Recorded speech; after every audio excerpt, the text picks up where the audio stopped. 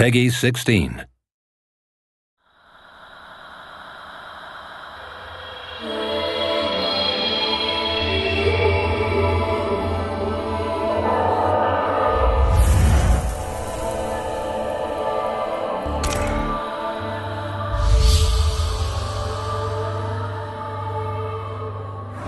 Every time we make a game at Ninja Theory, we try to think of the pillars of the game, the core of that experience. So on this particular project, Enslaved, we chose three main pillars, which were dramatic storytelling, cinematic action, and monkey and trip interaction. Hey! Hey! Open the door! You mother... It's quite interesting how we've had to try and make Trip useful for you in game mechanics. When you start the game, the primary objective is just to get her through these mech-ridden scenarios. Then when I ask you to do something, you need to do it immediately. Okay. But as you progress, she starts to come into her own. You can give a limited amount of orders to Trip.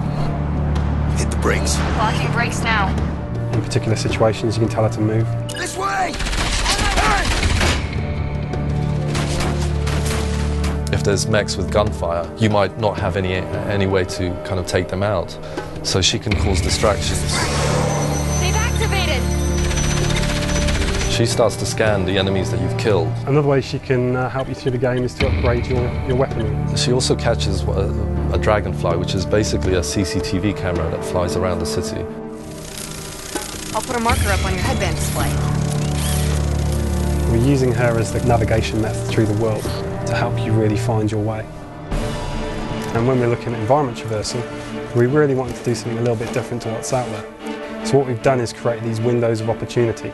So as you're swinging through the environment, if you hit it right, you get the right kind of combo, you can string these moves together, so you get a much more flowing experience. Monkey's main weapon is his telescopic staff. So the staff will extend and you'll be able to use it to attack at short range.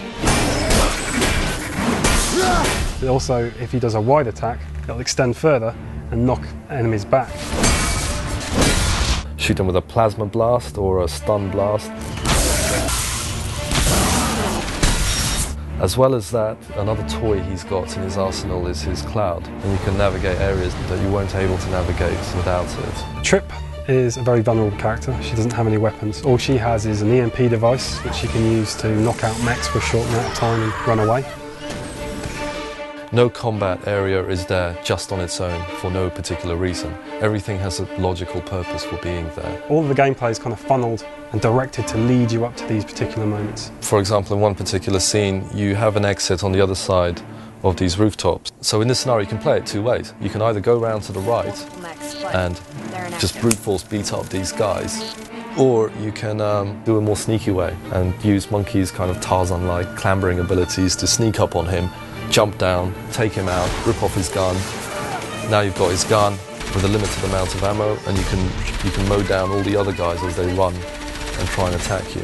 Really, the whole game is a big, long puzzle about how do you get Trip from one part of the world to another. So you think before you fight, and I think that's quite compelling. Quite early settled on the idea of having robots as the enemies. First of all, we could do a lot more robot gore.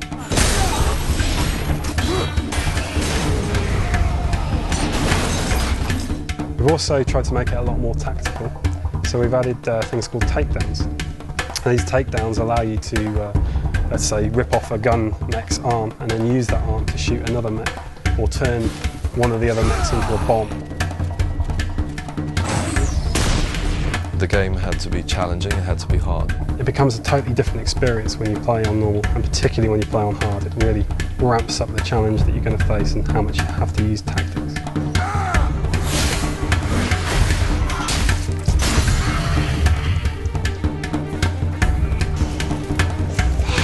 Was incredible! Has anyone ever killed one of these before? Not that I know of. You did it!